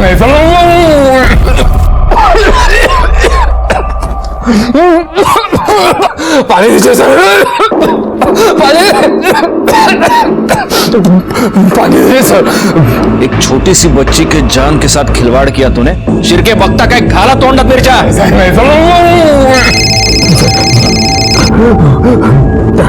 दबे। सर एंजल अब ठीक है। ठीक है, अब ये बता तूने ध्रुव को क्यों मारा? मैंने नहीं मारा सर, बिना मार रहे सर। ध्रुव को ये पता चल गया था कि तूने एंजल को किडनैप किया है और इसीलिए तूने उसका मर्डर किया। वो मेरे पीछे आया जरूर था, पर उससे पहले मुझे पता चल गया था सर। मैंने जब ध्रुव को पहचान लिया तो मैंने उसे घुमा कर चकमा दे दिया। उसके बाद से मैंने भी उसे नहीं देखा था। तो तू ये कहना चाहता है कि जिस दिन मर्डर हुआ उस दिन 5:30 बजे तू उस पार्क में नहीं था? नहीं था सर, मैं तो वो एंजल के लिए वो दवाई लेने गया था। आप चाहे तो मेडिकल वाले से पूछ लीजिए सर। देखो, लड़की की किडनैपिंग के जुर्म में तो तू यहां पर सड़ेगा ही। अब बस देखना यह है कि मर्डर के जुर्म में तू फांसी पर चढ़ता है या नहीं। बैकवर्ड, मेरी गट फीलिंग ये कहती है कि ध्रुव का मर्डरर कोई बाहर का आदमी नहीं है, इन्हीं में से कोई एक है जो उसका मर्डरर है। इस ओम के लिए बैग तो चेक कर ली, ये सच कह रहा है। ये मेडिकल शॉप में दवाई की पंप ले रहा था। बचे माधुरी, उसकी बहन शिल्पा, हनी, ड्राइवर भोला और ध्रुव के 3 दोस्त मुदित, आरव और जिमी। पर हमारी पूछताछ में अब तक ये पता चला है कि ये शिल्पा ध्रुव से सबसे ज्यादा नफरत करती थी। बुलाओ इसे। ध्रुव के आने से आप बहुत ही इनसिक्योर हो गई थी। आपको ऐसा लगने लगा कि माधुरी की लाइफ में आपकी इंपॉर्टेंस कम हो जाएगी। अगर ध्रुव माधुरी के घर में टिक गया तो हो सकता है कि कल को माधुरी आपको घर से बाहर निकाले। अगर ऐसा हुआ, आपकी कमाई का एकमात्र जरिया बंद हो जाए और इसीलिए आपने ध्रुव का मर्डर किया। नहीं साहब, मैंने ध्रुव को नहीं मारा। आप चाहिए तो किसी से भी पूछ लीजिए। जब ध्रुव की मौत हुई मैं माधुरी के घर पर थी। साहब मुझे नहीं पता शिल्पा उस दिन घर पे थी या नहीं, क्योंकि मैं घर पे नहीं थी। कहाँ गई थी आप? साहब वो मैं उन लोगों से मिलने गई थी जिनके साथ मेरे पहले संबंध थे। मेरा मतलब है एंजल के पैदा होने से पहले। पता नहीं मुझे ऐसे क्यों लग रहा था कि उनमें से किसी ने बेटी को पाने की लालच में उसे किडनैप तो नहीं कर लिया। ठीक है, उन सारे लोगों के नंबर्स और नाम हमें चाहिए। जी। वैसे आप गई कैसे थी? गाड़ी से? हाँ सर। अपने ड्राइवर को बुलाइए जरा। सर भोला तो उस दिन से आया ही नहीं, मैं गाड़ी खुद चला कर गई थी और तब से उसका फोन भी बंद है। कहाँ रहता, कहाँ है ये भोला? भोला, भोला नाम है ना तुम्हारा? जी। भोला, शक्ल तो बड़ी कमीनी है तुम्हारी। एक बात बता बोले, ध्रुव की वजह से तुम्हारी माधुरी मैडम ने एक बार तुमको डांट दिया। सिर्फ डांटा नहीं, तुमको थप्पड़ मारा और तुम्हारे मन में इस बात की खुन्नस बैठ गई और इसीलिए तुमने ध्रुव का मर्डर कर दिया। नहीं साहब, कसम खाकर बोल रहे हैं साहब, ऐसा नहीं किया हमने साहब। अच्छा, तो जब ध्रुव का मर्डर हुआ तब तुम कहाँ थे? वो क्या है ना साहब, बिल्डिंग से हमें एक लौंडिया निकलती हुई नजर आई। साले लौंडिया? मतलब महिला निकलती हुई नजर आई हमें। हम थोड़ा लट्टू हो गए उसके ऊपर, गाड़ी के पास ही खड़े हुए थे, उसके पीछे निकल पड़े। हमारी बीवी का फोन आया कि उसे अस्पताल ले जा रहे हैं, तो हम वहाँ से वापस लौट गए, सीधा सोसाइटी गए, वहाँ गार्ड को चाबी दी और फिर सीधा अस्पताल चले गए। 3 दिनों तक अस्पताल में थे साहब, आप चाहें तो किसी से भी पूछ लीजिए। फोन क्यों स्विच ऑफ था? वो क्या है ना कि माधुरी मैडम हमें वक्त बे वक्त फोन करके ड्यूटी पर बुलाती थी और ऐसी स्थिति में हम अपनी बीवी को छोड़कर कहीं जा नहीं सकते थे, इसलिए मोबाइल स्विच ऑफ किया था। कसम खाते हैं साहब। सर वो ड्राइवर भोला सच कह रहा है। उसने वाकई उस दिन चाबी वॉचमैन को दी थी और उसकी बीवी भी प्रेग्नेंट थी, उसे बेटी हुई। और माधुरी और शिल्पा? शिल्पा के मोबाइल रिकॉर्ड के मुताबिक वो घर पे ही थी और माधुरी भी सच कह रही, वो अपने पुराने क्लाइंट्स को मिलने गई थी। अगर सभी क्लीन है तो फिर कल्प्रिट कौन है गायकवाड़? हनी। गायकवाड़ कहीं ऐसा तो नहीं कि ये हनी हमारे साथ गेम खेल रही है? खुद को बचाने के लिए उसने बड़ी चालाकी से हमारा ध्यान उस ओम की तरफ डाइवर्ट कर दिया। एक काम करो, हनी को पुलिस स्टेशन पर बुलाओ। सर ध्रुव मेरे छोटे भाई जैसा था, भला मैं उसे क्यों मारूंगी? जिस शाम को ध्रुव ओम का पीछा कर रहा था, जिस शाम को ध्रुव का मर्डर हुआ, उस शाम को तुम कहां थे? सर मैं अपने घर थी। ध्रुव तू चिंता मत कर, हो सकता है तुझे ओम जी पर ऐसे शक हुआ हो, ओम जी ने नहीं किडनैपिंग की हो एंजल की। सारा सच पता चल जाता, लेकिन पता नहीं वो कैसे मेरी नजरों से हट गए। यानी जब ओम ने ध्रुव को चकमा दिया था, उसके बाद ध्रुव तुमसे मिलने आया था? हाँ सर। फिर क्या हुआ? दीदी मेरा सर बहुत दुख रहा है, मेरे लिए एक गिलास पानी लाना। हाँ। और सुनो, फोन देकर जाओ।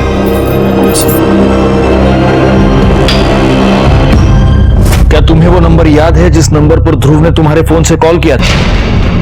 नहीं सर। कितने बजे हुआ था ये सब?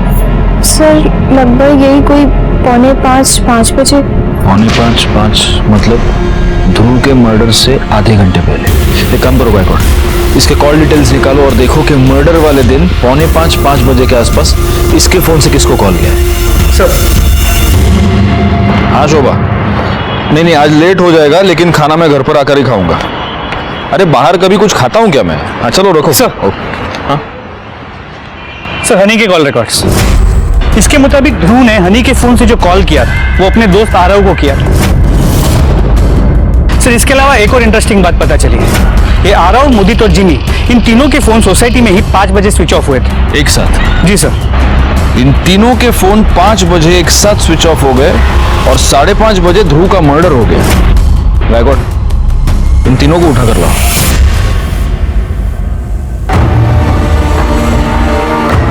मुझे बचपन में एक बात पता चली थी, जब मिर्ची पेट के अंदर जाती है तब पेट से सारा सच बाहर निकलता है। इसलिए तुम तीनों के लिए हम लाए हैं ये फ्रेश हरी मिर्चियां। चलो लो खाओ, चलो लो उठाओ खाओ। तुम तीनों को ही खत्म करनी है सारी मिर्ची। सर इसने मारा था सर। नहीं सर, मैंने नहीं मारा है, ये दोनों भी मेरे साथ थे सर। हम तीनों का प्लान था सर। ये हो गया फिल इन द ब्लैंक्स। अब डिटेल में पूरी कहानी। चलो सर हमारा प्लान ध्रुव को मारने का नहीं था सर, हमें तो बस एंजल को किडनैप करना था, और इस बारे में हमने ध्रुव से भी बात की थी। ध्रुव तो वो सेक्स चेंज ऑपरेशन क्यों नहीं करवा लेता? I mean, उससे ना तेरे सारे प्रॉब्लम सॉल्व हो जाएंगे यार। फिर तू तेरी बुआ की तरह बार डांसर बन सकता है, तू नाच पाएगा और तेरे पास बहुत सारे पैसे आ जाएंगे। फिर हम भी तेरा जो भी बिजनेस होगा वो थोड़ा मैनेज कर लेंगे। वो सब तो ठीक है, लेकिन सेक्स चेंज ऑपरेशन बहुत एक्सपेंसिव है। अरे यार लेकिन वो इतने पैसे कहाँ से लाएगा? बुआ से मांग ले, उनके पास 2 फ्लैट है।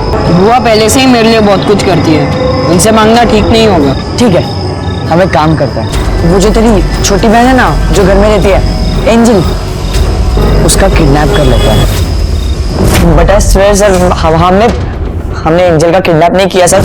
एंजल का किडनैप करके ना किसी ने तो हमारी हेल्प की है। जिसने किडनैप किया उसे करने दे, लेकिन हम ऐसा क्लेम करेंगे कि एंजल का किडनैप हमने किया है, फिर कॉल करके पैसे ले लेंगे। बुआ वैसे भी परेशान रहती है, हम ऐसा नहीं कर सकते। उस दिन 4 बजे हमें ध्रुव सोसाइटी में मिला। ध्रुव, हम तुझे ही अभी कॉल करने वाले थे। क्यों? अरे हमने तेरे लिए ना एक मैनेजर की अरेंजमेंट किया है, जो तो लड़का हो के भी तुझे बार डांसर बना सकता है। बस एक काम कर, 6 बजे ना वो रामनगर वाला गार्डन है ना, वहां आ जा। फिर हम तीनों ने मिलकर एक प्लान बनाया कि हम ध्रुव को डराएंगे। मैं 15 मिनट में निकल रहा हूँ गार्डन के लिए। हाँ आ जा। वो आदमी किधर है जो मुझसे मिलने आने वाला था और मुझे डांस बार में काम दिलाने वाला था? हाँ वो भी आ ही जाएगा। बोल, हम जैसा बोलेंगे वैसा करेगा या नहीं? ये चाकू नीचे रखा, देख कुछ गलत होगा ना, मैं नहीं करूंगा। कुछ गलत नहीं है, बस तुझे ना तेरी बुआ से एंजल की किडनैपिंग के पैसे लेने। गलत काम है ये नहीं करने वाला मैं। हम तुझे तेरा हिसाब दे देंगे। अरे तेरे पास अपने खुद के पैसे होंगे जिससे तो अपना सेक्स चेंज का ऑपरेशन करा सकता है। मेरे को कोई ऑपरेशन नहीं कराना है। अबे तुझे नहीं करना ना, मत कर। हमें पैसे कमाना है, बहुत सारी चीजें मंगाई है ऑनलाइन, हमें सब खरीदनी भी है, इसलिए चुपचाप अपना मुंह बंद रखना, समझा? ए पागल है क्या? मैं तुम लोग से बात नहीं कर रहा, ये गलत है। मतलब एक जुर्म करने के बाद भी, एक मर्डर करने के बाद भी तुम तीनों को चैन नहीं मिला।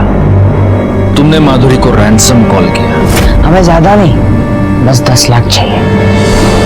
आरव, मुदित और जिमी पर जुवेनाइल कोर्ट में मुकदमा चलाया गया और सजा के तौर पर उन्हें जुवेनाइल होम भेज दिया गया। ये चारों बच्चे कुछ ज्यादा पाने की लालच में अपने जिंदगी के सबसे अच्छे दिन गंवा बैठे और बेचारा ध्रुव तो अपनी जान से हाथ धो बैठा। कि युवा हमारे देश की शक्ति है, ये हम पर निर्भर करता है कि हम उस शक्ति को सही दिशा दें। मैं इंस्पेक्टर राजेश जाधव आपसे विदा लेता हूं। दोबारा मिलूंगा, तब तक सतर्क रहिए और देखते रहिए क्राइम पेट्रोल दस्तक, क्योंकि मकसद बताना नहीं, बचाना है। जय हिंद। क्राइम पेट्रोल के ऐसे ही मजेदार एपिसोड्स देखने के लिए हमारे चैनल को सब्सक्राइब करें।